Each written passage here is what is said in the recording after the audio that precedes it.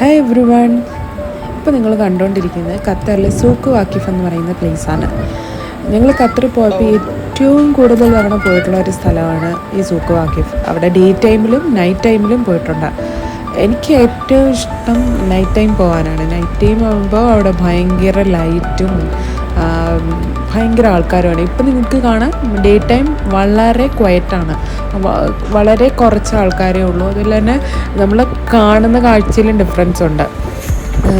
ഞാൻ നൈറ്റ് ലൈഫിലെ ഒരു വീഡിയോയും കൂടി ഇതിൻ്റെ കൂടെ ആഡ് ചെയ്യാം.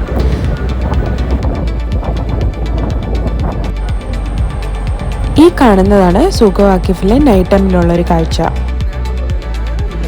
എല്ലാ ഷോപ്സും ഒക്കെ ഓപ്പൺ ആവുന്ന ടൈമാണ് ഈ ഒരു ടൈമിൽ.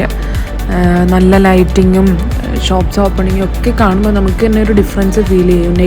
ഡേ ടൈമിനെക്കാട്ടിലും നമുക്ക് കൂടുതൽ ആകർഷകമാകുന്നത് നൈറ്റ് ലൈഫ് തന്നെയാണ്.